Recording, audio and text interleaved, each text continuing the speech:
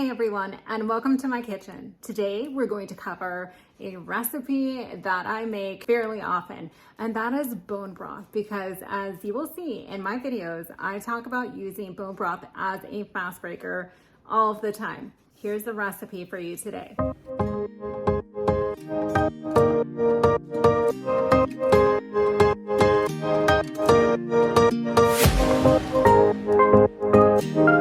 So I have my staples that I put in my bone broth, but the great thing about it is that you can pick and choose depending on what your palate enjoys and what it doesn't. As far as vegetables go, go ahead and throw in the staples if you like. Otherwise, if you don't care for carrots, for example, or celery, go ahead and leave them out. Okay, so let's go ahead and go over the ingredients that I always put in my bone broth. And at the top is the carrots, the celery. I'll go ahead and put in onion, some garlic, and I love spices.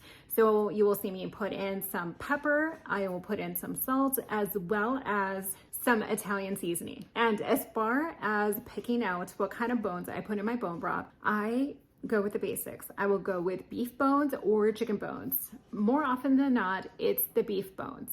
Something that is recommended is that you blanch the bones. And this is putting those bones in a big pot of water and then bringing it to a boil for about 10 to 15 minutes. And this is to help bring out some of the impurities from those bones so that your results come out tasting cleaner and more nutritious.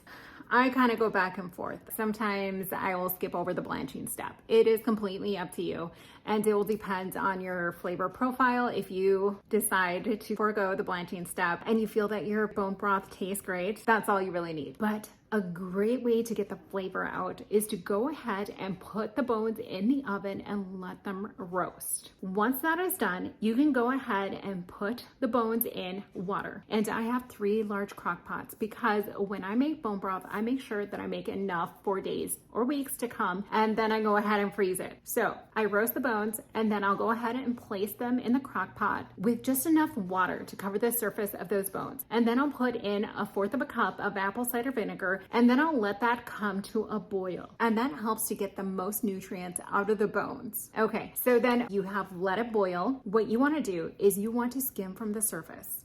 And what you're looking for is this frothy looking substance that is released to the surface. Now, what I found when I make my own bone broth is that I go with good quality bones, and I typically don't have a whole lot of skimming that I need to do. There isn't much for that froth or those impurities that go up to the surface. There is quite a bit of fat, but don't worry about that. At the end, after it cools down, we go ahead and remove the fat. So for now, we'll go ahead and load it up with vegetables. And typically what I do is I get a couple of carrots and a couple of long stalks of celery, as well as a couple cloves of garlic, and I'll put that in a single pot. Now you can go ahead and add more vegetables depending on your preference. And then what you want to do is you want to fill the crock pot up until it's about 1 inch from the top. You don't want to overfill it. And typically it depends on what size crock pot you have, but you're looking at something like 12 cups of cold water that you'll go ahead and put in the crock pot. And then from there, I go ahead and put in the spices. Like I said, I like my Himalayan sea salt, peppercorns, as well as my Italian seasoning. And I also like to put in some fresh dill or some fresh basil. Yum. And in addition to those vegetables and the spices, I also like to throw in some ginger, and that helps with your metabolism as well as inflammation. And I prefer the taste myself, so I go ahead and put that in. Another thing that you can add that I haven't yet is a little bit of turmeric. Turmeric has so many wonderful health benefits, but I'm curious as to how that would make my bone broth taste. And I'm not talking about a huge chunk. You want to make sure that it's palatable. And if you decide to put it in, let me know what you think. So after you have all of your veggies and your spices in, then you'll want to bring your bone broth to a boil. And then from there, you can go ahead and put it on low and let it sit overnight. I typically go for about 24 hours to really get all of the nutrients out of it. And when it comes to nutrients and minerals, bone broth is an excellent choice. It helps to decrease inflammation, it helps with sleep, it helps with digestion, and it makes an excellent fast breaker. So then after 24 hours, what you want to do is you want to remove all of the veggies, all of the bones. It depends on the individuals. Some individuals actually prefer to hold on to the stewed veggies. I personally throw them out. I know. I throw them out, but I feel that all of the nutrients are within the bone broth and there isn't much left within the vegetables themselves. So I just go ahead and I discard those, but it's completely up to you. And then I go ahead and strain it out. So what I have left is that great bone broth. I usually let it cool down to room temperature and then I put it in the refrigerator. And then the following morning, what I'll do is I'll grab a spoon and the fat has hardened and it has come up to the surface. So you can easily just break it down and remove it. Now, something that I want to share with you is that I have these great little silicone pouches that I have been using since day one, and I find them so helpful because there's no way that after making this big batch of bone broth that I can get it all down within the recommended time. Refrigeration time is about 7 days. You don't want to keep it in there longer than that.